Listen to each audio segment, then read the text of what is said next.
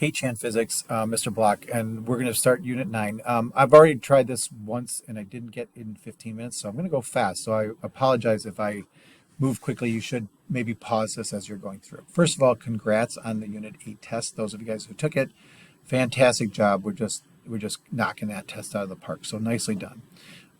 So today what we're going to do is we're going to learn this thing called harmonic motion. And if you're kind of saying, why do I have to learn about this? It doesn't make any sense. It just seems like a bunch of things going back and forth.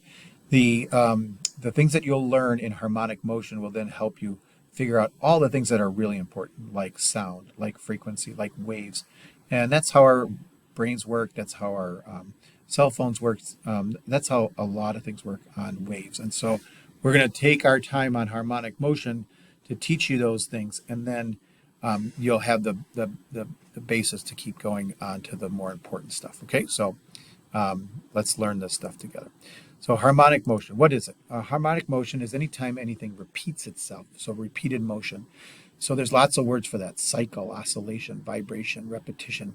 But it is the difference between like me going like this and just ending. That's not harmonic. But when I go this and go back, right, and then start it over again, now that starts to repeat itself.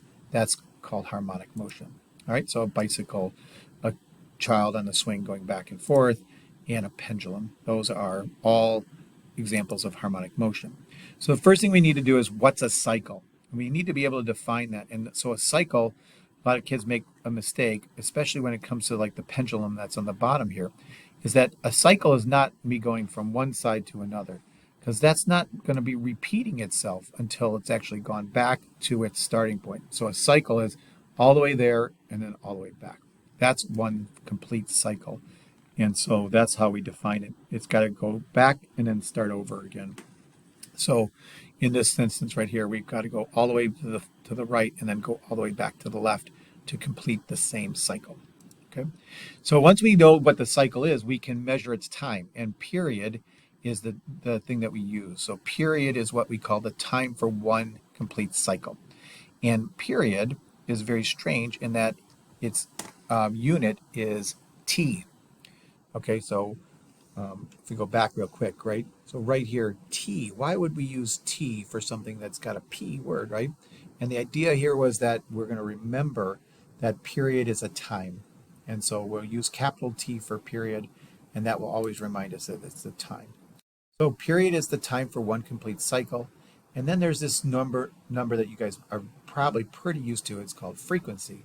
And frequency is just the inverse, or we just take 1 divided by the period to get frequency. And so frequency is measured in hertz, or cycles per second.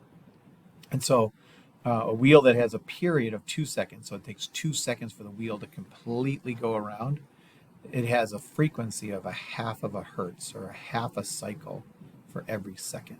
So there's these two equations right here: T equals 1 over F and F equals 1 over T, and they're going to be really, really important. They're going to be really, really helpful to you guys if you just use them to your advantage. All right, so we're going to go to the problems, and so let me just grab my camera. And I've done these problems already because this is my second time at this thing. But the question says a pendulum takes 20 seconds to swing back and forth 10 times. So how do we go about doing this problem? Well, first, we always need to know our definition. So T is a time. So we write T equals time per cycle. So that's the time for one cycle.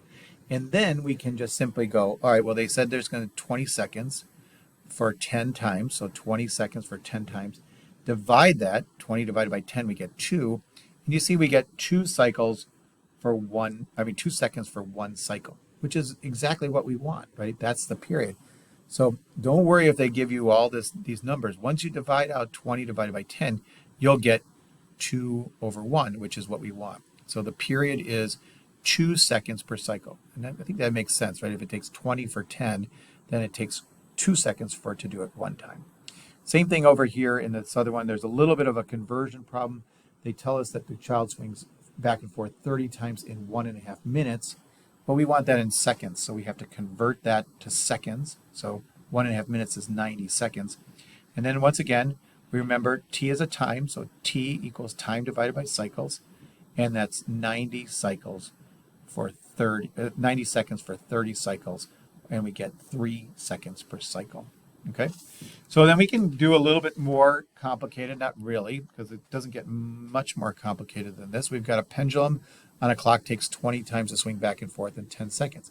Can we find its period? Well, we remind ourselves period is a time for a cycle. It says 20 seconds for 10 times, we get 2 seconds per cycle. And so when they get to this question, what is the frequency? Well, now it's easy because frequency is just 1 divided by t, or 1 divided by 2, and we get a half of a hertz. Okay, so that's why going back and forth between period and frequency is really simple. They're just 1 divided by each other. And most students find it easier to find the period and then calculate the frequency. So the last one, it says a Ferris wheel takes 2 complete turns in 180 seconds. What's the period? Remember, period is a time per cycle. So we take 180 seconds, right, divided by how many cycles? 2, we get 90 seconds per cycle. It says 90 seconds to complete 1 revolution on the Ferris wheel. That makes sense. And then to find its frequency, well, we just take 1 divided by the t, or 1 divided by 90. And whatever 1 divided by 90 is going to be your frequency on that problem. Okay? All right, let's go back to the notes. We're going to keep going quick because I want to make sure we get done with this. And so the next concept is this idea called amplitude. Now, amplitude's different than how fast the thing is going back and forth. It's how far it's going to be moving. So in this instance, we've got a maximum displacement from the rest. That's what the definition of amplitude is.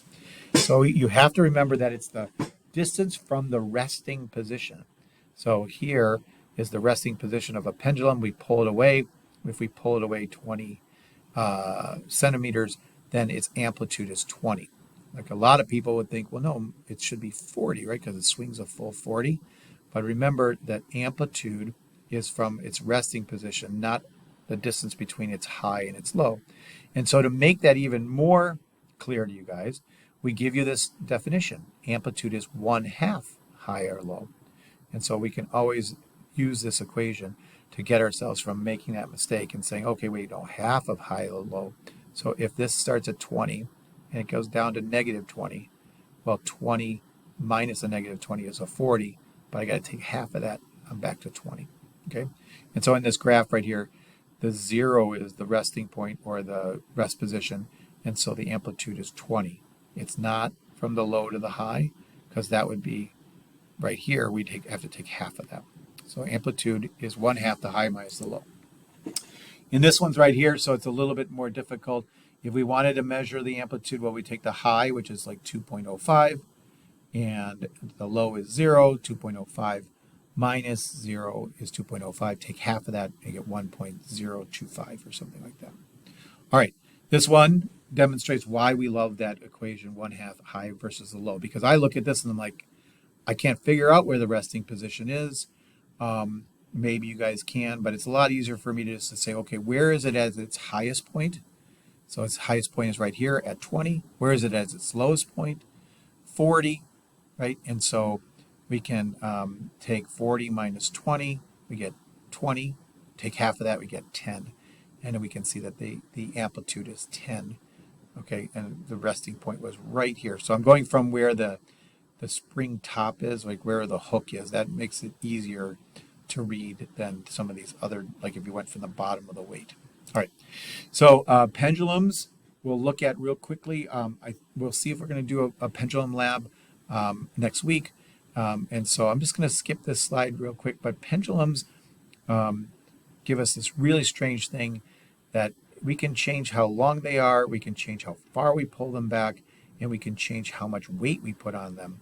But the reality is that only one of those three things affects the period of a pendulum. All right, we can graph harmonic motion.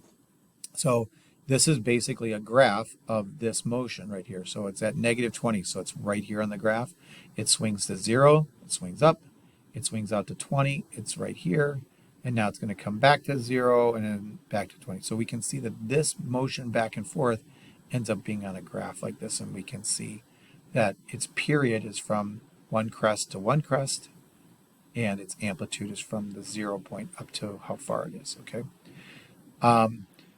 So here's just a quick, like this is linear motion. This is like something moving across the screen and stopping and not coming back.